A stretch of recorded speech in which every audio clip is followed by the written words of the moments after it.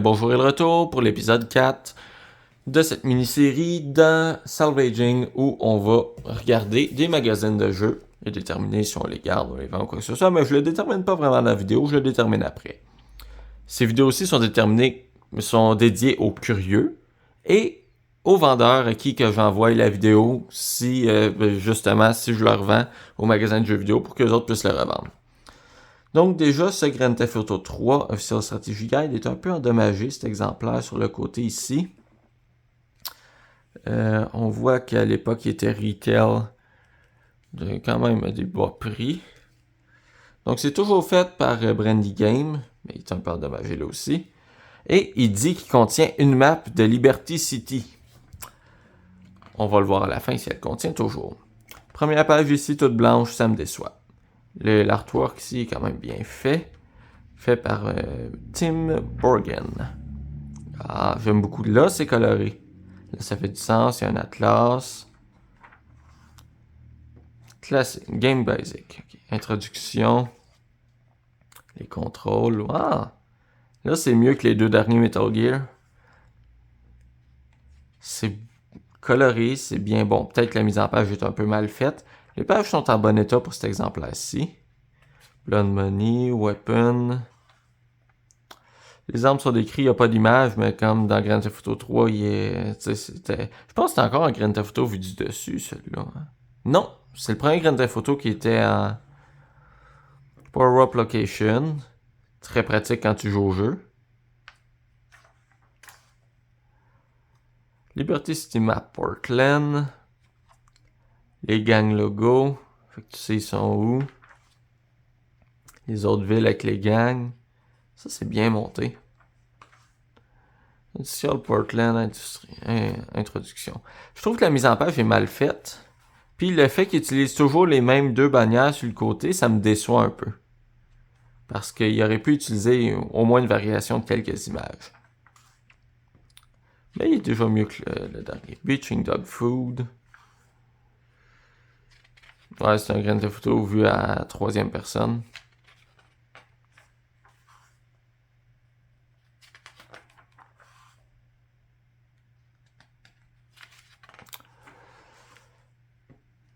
Pour l'instant, les pages sont en bon état. Le magazine a l'air utile. En tout cas, plus que le Metal Gear 2 Substance, là. Le magazine, je parle. Sniper Rifle Control. Mais bon, à part pour un grand collectionneur de Grand Theft Auto, puis encore là, il est en moyen état. Commercial, c'est ça. Bon, ils ont changé les côtés. Ils ont changé ce côté-là. Celui-là, je pense que c'est le même. Non, ils ont changé les côtés au moins, c'est bon. Pas juste changer la couleur. Mais encore là, les côtés, ça reste les mêmes. Là, la mise en page est un peu mieux faite, je trouve. C'était peut-être quelqu'un d'autre qui faisait la mise en page de cette section-là du livre.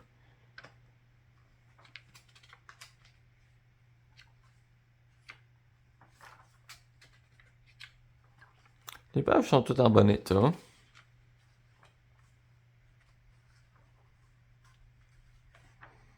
Faudrait que je le joue Grand Theft Auto 3. Le seul Grand Theft Auto que j'ai vraiment joué, c'est San Andreas. Je me suis pas rendu loin, mais j'avais beaucoup niaisé quand j'étais plus jeune. Je devais avoir environ 10... Je dirais au début du secondaire, fait que 10-11 ans. Puis je jouais justement avec la sauvegarde que j'avais copiée sa carte mémoire PS2 de mon père. On va y tomber à San Andreas. C'est quand même une grosse révolution, celle-là.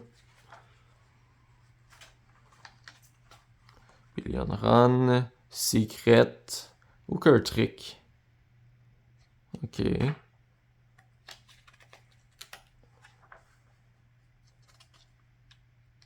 Spot Garage, Power Up Prize.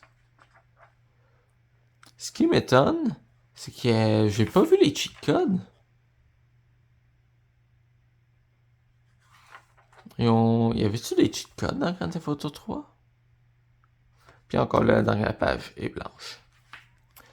Exclusive cheat and more. J'ai pas vu les cheats. Au début, il y avait un atlas. Ben, pas un atlas, mais hidden package. Power up location.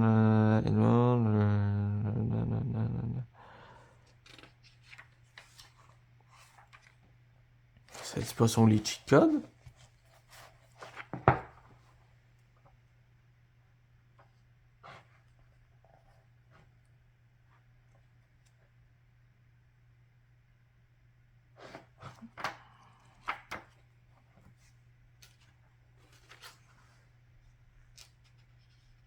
Power up, create hideout.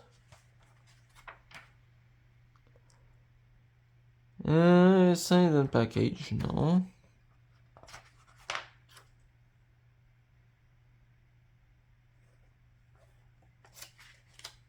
Ça doit être dans secret. Payoff, payoff.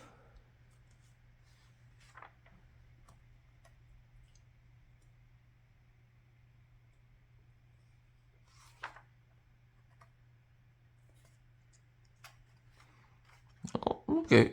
En tout cas, ça va être tout pour cette vidéo. On regarde la suite dans le prochain épisode de Salvage. À la prochaine.